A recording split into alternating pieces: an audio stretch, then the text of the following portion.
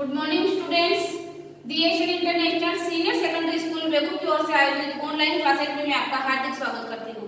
आज कक्षा 9 विषय सामाजिक विज्ञान, जिसके अंतर्गत आपकी पाठ्य पुस्तक है राजस्थान का स्वतंत्रता आंदोलन एवं शौर्य परंपरा, जिसमें पहला अध्याय आपके सामने दिया गया है 1857 की क्रांति। उसके बारे में हम आज विस्तार से चर्चा करेंगे। 1857 की क्रांति के बारे में आप भली भांति परिचित होंगे। एक इसके ऊपर कविता भी रची गई थी, जिसको कि आप सबने पढ़ रखा होगा। चमक उठी सन 57 में वह तलवार पुरानी थी, खूब लड़ी मर्दानी तो झांसी वाली रानी थी। अर्थात 1857 की क्रांति में महत्वपूर्ण योगदान लक्ष्मीबाई अर्थात झांसी की रानी को दिया जाता है, जिसके बारे में आपने पूर्व की क्लासों में भी अध्ययन किया होगा, पढ़ा होगा। तो किस प्रकार से 1857 की क्रांति हुई थी, इसके अनेक कारण थे, जैसे कि राजनीतिक कारण, धार्मिक कारण, आर्थिक कारण, जिनमें नॉर्मल सा मैं आपको बता देती हूँ कि उस समय जो राजस्थान की जो सैनिक टुकड़ियां थी, उनके सिर पर साफा धारण किया जाता था। तो अंग्रेज अर्थात ब्रिटिश शासक कहते थे कि इस प्रकार की पगड़ी का आप उपयोग नहीं कर पाओगे। तो यह उनके धार्मिक जो मान्यता थी उसको ठेस पहुंचती थी। वह जो देवी देवताओं की पूजा करते थे, जो रीति रिवाज निभाते थे, उनके खिलाफ भी ब्रिटिश सरकार हर समय आवाज उठाती थी। उनको बंद करने के लिए कहा जाता था। जो सैनिक छावनियां बनी हुई थी, अर्थात सेना में जो स्थान दिया जाता था, वह जो हिंदू सैनिक होते थे, भारतीय जो सैनिक होते थे, उनके साथ पक्षपातपूर्ण व्यवहार किया जाता था, उनको सबसे पीछे रखा जाता था। और जो पैदल सैनिक होते थे, उनमें मरने के लिए सबसे पहले जो राजस्थान के सैनिक होते थे, भारत के जो सैनिक थे, उनको आगे रखा जाता था। और साथ ही इनके द्वारा जो बंदूकें, राइफल से जो प्रयोग में ली जाती थी, उन पर सुअर और गाय की जो चर्बी होती थी वह लगी हुई होती थी। तो इसको हिंदू जो सैनिक थे वह अपने धर्म के खिलाफ मानते थे। तो अनेक कारण थे जिसके कारण 1857 की क्रांति हुई थी। मुगल साम्राज्य के पतन के पश्चात देश में उत्पन्न अराजकता से राजस्थान भी अछूता नहीं रहा है। अर्थात ऐसे अनेक कारण देखने को मिलते हैं जिनसे क्या हुआ था, 1857 की क्रांति ने एक विद्रोह का रूप धारण कर लिया था। लेकिन 1857 की क्रांति ऐसे अनेक कारण हो जाते हैं जिनके कारण सफल नहीं हो पाई थी। राजस्थान के शासकों ने मराठों के बढ़ते आतंक से मुक्ति पाने के लिए मराठों के शत्रु अंग्रेजों से मित्रता करने के प्रयास भी उस समय शुरू कर दिए थे। सर्वप्रथम इसमें जयपुर के महाराजा पृथ्वी सिंह ने 1776 ईस्वी में अपने एक प्रतिनिधि को गवर्नर जनरल के पास भेजा और अंग्रेजों से मैत्री की इच्छा प्रकट की थी। तो कुछ भारतीय शासक ऐसे हुए हैं जिन्होंने अंग्रेजों के साथ मित्रतापूर्ण व्यवहार के लिए संधि की थी, लेकिन वह संधि विपरीत अर्थ वापस डाल दी है, क्योंकि ब्रिटिश सरकार थी, उन्होंने इन राजाओं का फायदा उठाया, इनको सिर्फ अपने हाथों की कठपुतली बनाकर रख दिया था। महत्वपूर्ण निर्णय ब्रिटिशों के द्वारा ही लिए जाते थे और राजा के द्वारा कुछ भी कार्य नहीं किया जाता था। तो राजस्थान में क्रांति के समय जो रियासती शासक हुए हैं, उनके बारे में मैं आपके सामने नोट पर लिख रही हूँ। आप उनको ध्यानपूर्वक अपनी नोटबुक में नोट करेंगे। यह जो अपने राजस्थान का स्वतंत्रता आंदोलन एवं शौर्य परंपरा है, यह अपने बुक का नाम है, पुस्तक का नाम है, और पाठ में पहला है वह है 1857 की क्रांति। तो इसमें आप लिखोगे राजस्थान में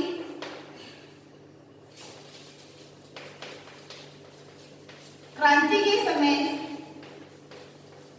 राजस्थान में जो 1857 की क्रांति हुई थी, उस समय रियासती शासक कौन कौन हुए हैं? रियासती शासकों के नाम मैं आपके सामने लिख रही हूँ, वह आप नोट करोगे। तो कोटा जो रियासत थी, लिखोगे आप कोटा रियासत, इसके जो शासक हुए हैं उस समय कौन थे? राम सिंह। जल्दी जल्दी आप इसको नोट करोगे। जितनी भी रियासतें हुई है उनके बारे में लिख रही हूँ। दूसरे नंबर पर आती है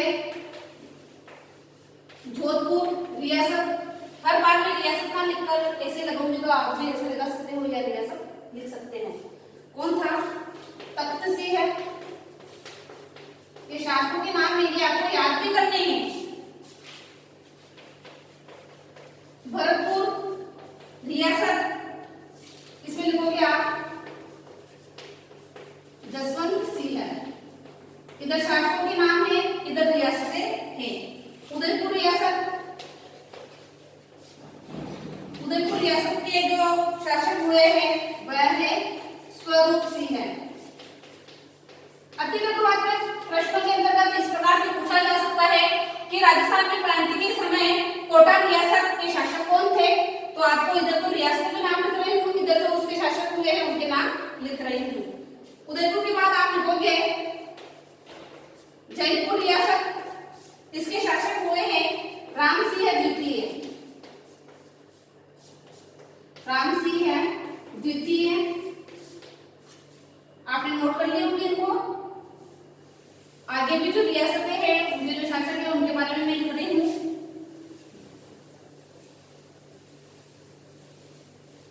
जयपुर के बाद आप लिखोगे अब सिरोही।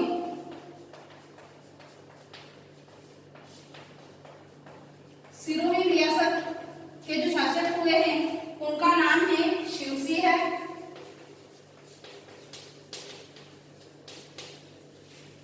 साथ के साथ आपको नोट करना है इनको। फिर है धौलपुर रियासत, इसमें आप लिखोगे भगवंत सिंह है।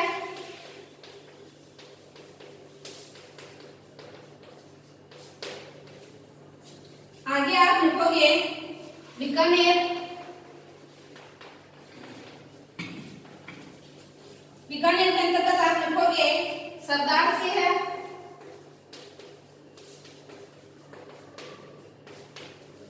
आगे नोट करोगे आप करौली रियासत। करौली रियासत के जो शासक हुए हैं उनका नाम है मदन पाल। आगे आप लिखोगे टोक रियासत। टोक रियासत के अंतर्गत लिखोगे नवाब वजीरुद्दौला।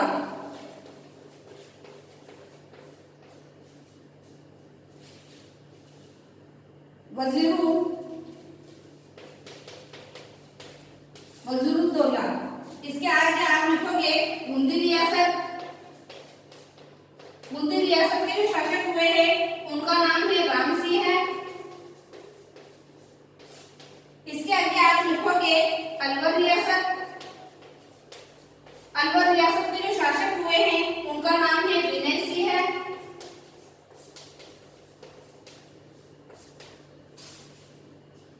आगे और मैं लिखा रही हूँ, इनको नोट कर लिया होगा।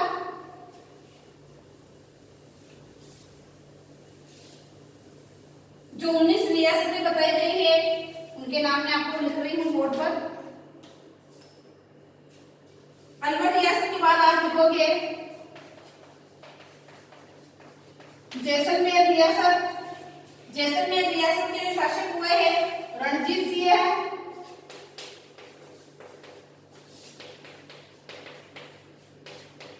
रणजीत सिंह है। फिर है झालावाड़ रियासत। कोई सा भी एग्जाम में प्रश्न से संबंधित पूछा जा सकता है, तो आपको सभी रियासतें और उनके शासकों के नाम याद करने हैं। झालावाड़ रियासत। झालावाड़ रियासत के अंतर्गत आप लिखोगे पृथ्वी सिंह है।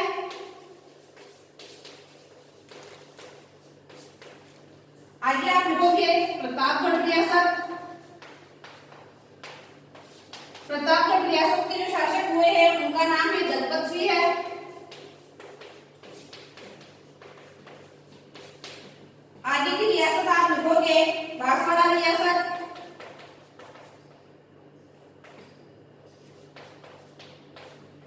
बांसवाड़ा रियासत के जो शासक हुए हैं उनका नाम है लक्ष्मण सिंह है।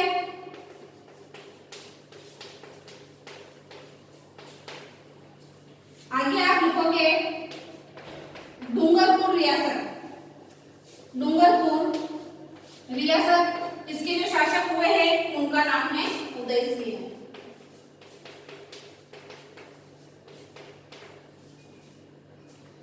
तो आप देखोगे कि राजस्थान में क्रांति के समय रियासती शासक कोटा रियासत राम सिंह है, जोधपुर रियासत तख्त सिंह है, भरतपुर रियासत जसवंत सिंह है, उदयपुर रियासत स्वरूप सिंह है, जयपुर रियासत राम सिंह द्वितीय है, सिरोही रियासत शिव सिंह है, धौलपुर रियासत भगवंत सिंह है, बीकानेर रियासत सरदार सिंह है, करौली रियासत मदनपाल, टोंक रियासत नवाब वजीरुद्दौला, बूंदी रियासत राम सिंह है, अलवर रियासत विनय सिंह है, जैसलमेर रियासत रणजीत सिंह है, झालावाड़ रियासत पृथ्वी सिंह है, प्रतापगढ़ रियासत दलपत सिंह है, बांसवाड़ा रियासत लक्ष्मण सिंह है और अंतिम आ जाती है डूंगरपुर रियासत, उसके शासक कौन हुए हैं?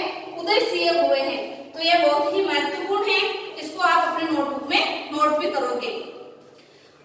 आप देखोगे कि अंग्रेजों से जिन जिन राज्यों ने संधि की थी सबसे पहले उनमें था करौली, कोटा, उदयपुर, बीकानेर, किशनगढ़, जयपुर, जैसलमेर आदि कंपनियों ने अंग्रेजों से अर्थात ब्रिटिशों से क्या कर ली थी? संधि कर ली थी।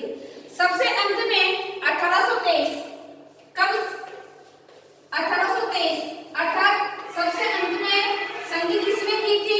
उसके बारे में आप देखोगे कि सिरोही राज्य ने सबसे अंत में संधि की थी। किसने?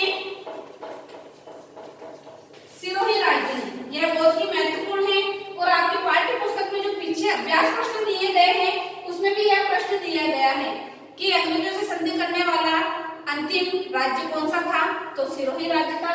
और कौन सी संधि की थी इसने? 1823 ईस्वी में। तो यह महत्वपूर्ण है, इसको आप जरूर नोट करेंगे। ये जो नोट किया इसको भी करना है। 1823 ईस्वी में सबसे अंत में सिरोही राज्य ने अंग्रेजों से संधि की थी, इसको भी आपको नोट करना है। आगे आपको लिखना है कि 19वीं सदी के आरंभ में 20 रियासतें थी। 19वीं सदी के आरंभ में कितनी थी? 20 रियासतें थी, जिनमें से 17 राजपूत, 2 जाट और 1 मुस्लिम शासक था। इन राज्यों के साथ की गई संधियों में कुछ सामान्य शर्तें थी तो कुछ विशिष्ट शर्तें भी थी जो राज्य से संबंधित थी। संधि की जो सामान्य शर्तें थी अर्थात ब्रिटिशों के मध्य और जो राजस्थान के शासक हुए उनके बीच जो संधि हुई थी उनमें क्या क्या शर्तें रखी गई थी वो मैं आपके सामने लिख रही हूँ, उसको भी आपको नोट करना है। तो अगला पॉइंट आप डाल लोगे, महत्वपूर्ण जो संधि की बातें थी उसके बारे में मैं आपको लिखा रही हूँ। तो आप लिखोगे सामान्य शर्तें। संधि की सामान्य शर्तें, संधि की सामान्य शर्तें। उस समय क्या क्या शर्तें रखी गई थी? तो इनमें जो पहली शर्त है वो मैं आपके सामने लिख रही हूँ। कुल 7 शर्तें उस समय रखी गई थी, उसके बारे में मैं आपको बता रही हूँ। संधि द्वारा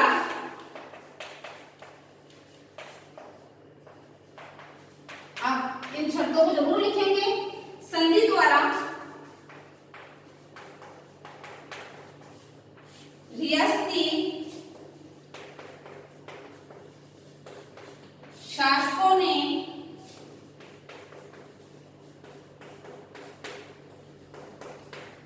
अंग्रेजों की सर्वोच्चता को स्वीकार कर लिया था। अंग्रेजों की सर्वोच्चता स्वीकार कर ली। यह पहली शर्त थी कि आपको क्या करना होगा कि संधि के द्वारा रियासती जो शासक थे, जितने भी रियासतें और उनके शासक ने लिखवाए हैं उन सब ने अंग्रेजों की सर्वोच्चता अर्थात हमसे भी ऊपर कौन है? अंग्रेज है। इसको क्या कर लिया था? इस बात को, इस संधि को सभी ने स्वीकार कर लिया था।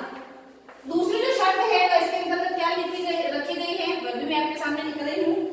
अंग्रेजों ने रियासती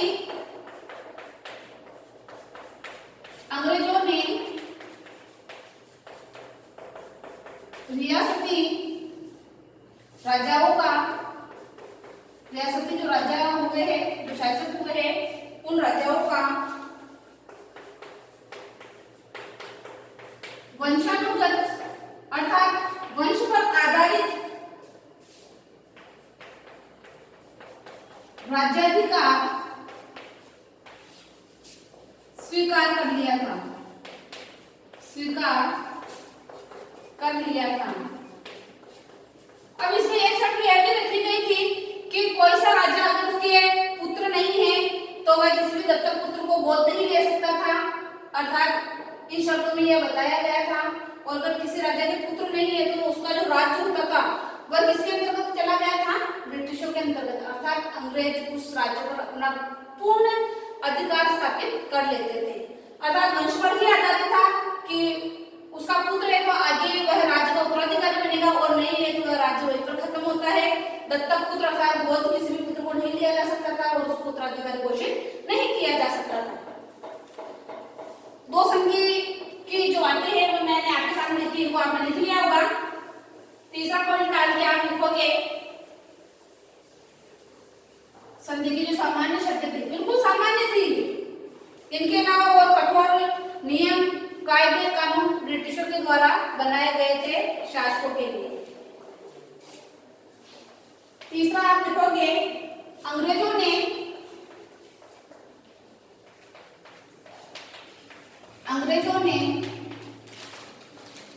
बाहरी आक्रमण से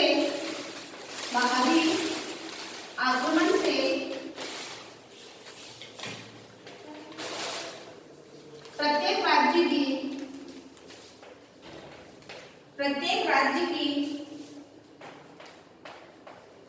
सुरक्षा करने और आगे आप लिखोगे आक्रमण से प्रत्येक राज्य की बाहरी जो राज्य थे उनसे सुरक्षा करने और आंतरिक शांति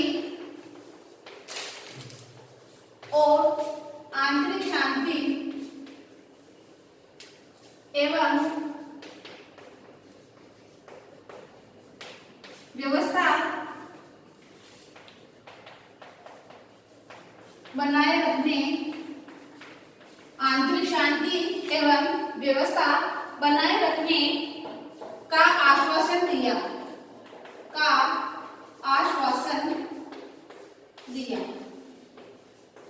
ये अंग्रेजों के द्वारा सिर्फ आश्वासन ही दिया गया था, इस प्रकार से कोई कार्य नहीं किया गया था।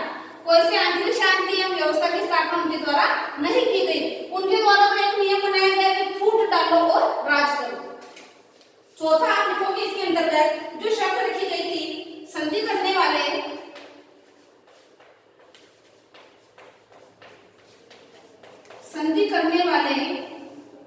प्रत्येक राज्य में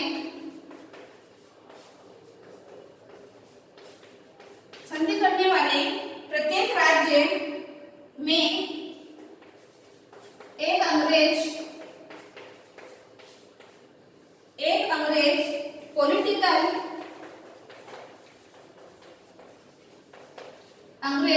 पॉलिटिकल एजेंट रखना तय किया गया।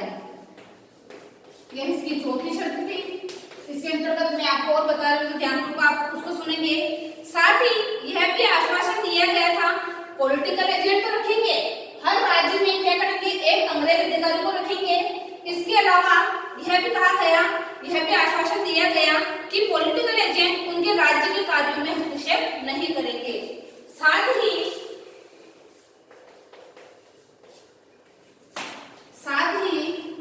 वो अधिकारी अर्थात पॉलिटिकल जो एजेंट रखा गया है, साथ ही वो अधिकारी राज्य के कार्यों में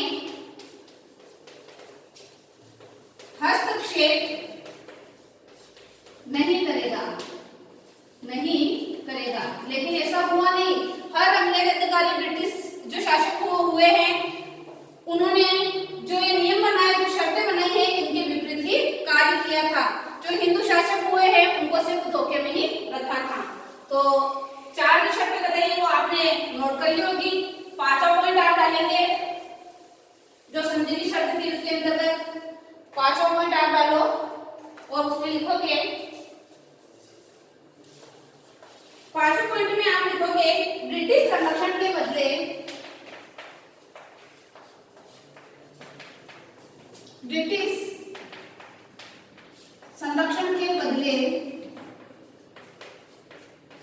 जो ब्रिटिशों के द्वारा संरक्षण प्रदान किया गया था उसके बदले रियासती शासकों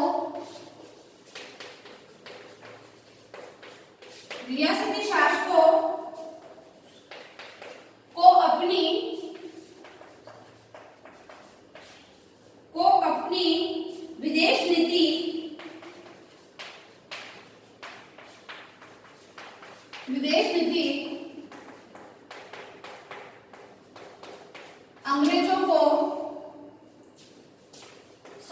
पड़ी।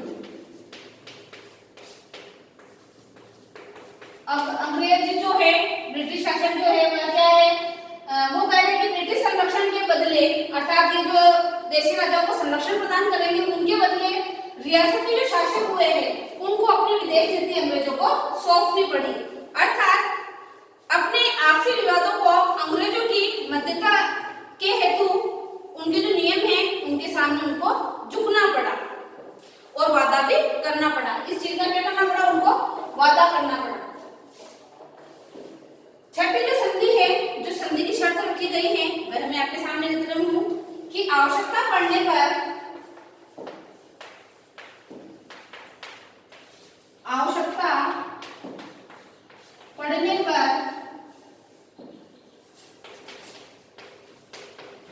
रियासती शासक,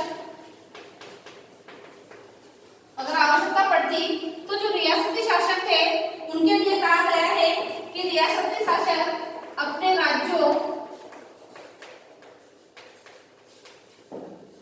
राज्यों के समस्त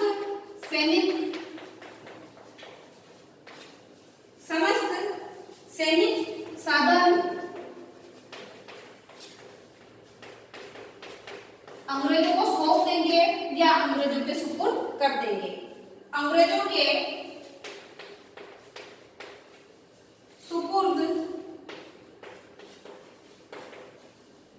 कर देंगे, ऐसी शर्तें रखी गई थी जिनको जो देसी रियासतों के शासक हुए हैं उनको बाध्य होना पड़ा और इन शर्तों को मानना पड़ा। अंतिम जो शर्त है वह मैं आपके सामने बोर्ड पर लिख रही हूँ, आपको ध्यानपूर्वक सुनना है, समझना है, नोट करना है और इन शर्तों को याद भी करना है। आगे आप लिखोगे अंग्रेजों को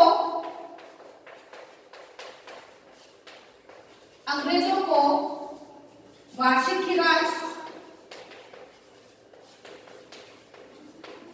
अंग्रेजों को वार्षिक खिराज देने संबंधी जो नीति नियम बनाए गए थे, संबंधी धारा सभी राज्यों की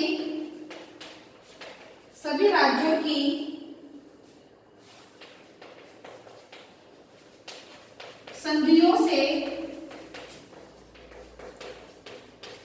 अलग अलग थी। अर्थात जो वार्षिक रूप में खिराज जो दिया जाता था वह हर राज्य के द्वारा अलग अलग निर्धारित किया गया था।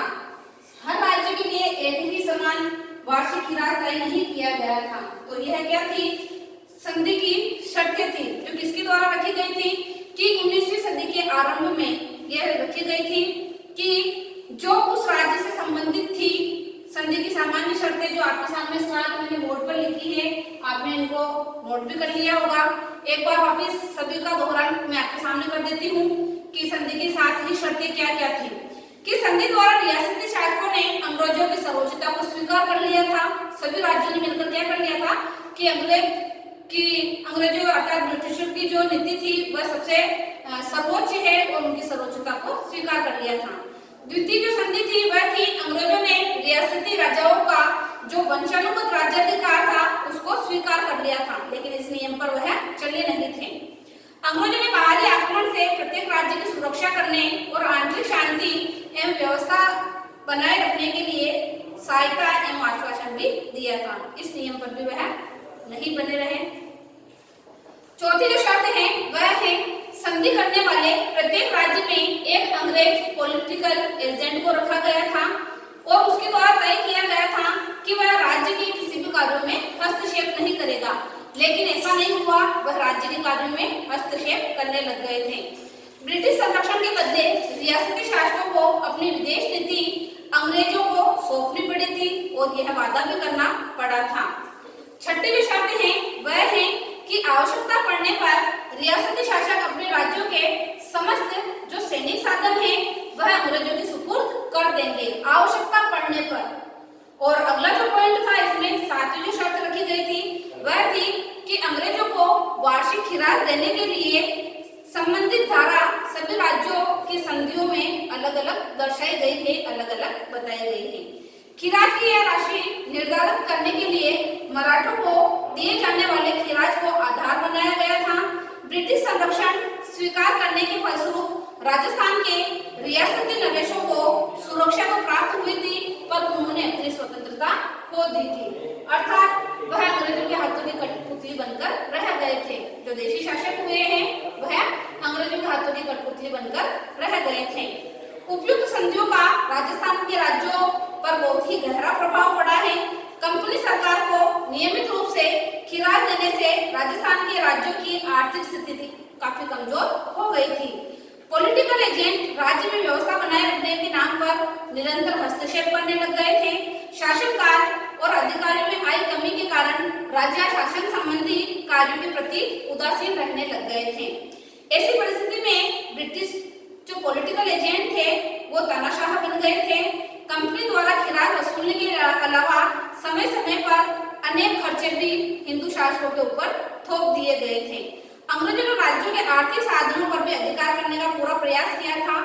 तो इन शर्तों के द्वारा हम देखते हैं कि किस प्रकार से अंग्रेजी जो शासक हुए हैं, ब्रिटिश जो सत्ता हुई है, उसने देशी राजाओं को संधि की शर्तें मानने के लिए बाध्य किया था और किस प्रकार अपने किए हुए वादों से संधि की जो शर्तें थी उनसे वह मुकर जाता है और जो देशी राजा है उनकी आर्थिक स्थिति किस प्रकार से कमजोर हो जाती है, आर्थिक स्थिति किस प्रकार से बिगड़ जाती है।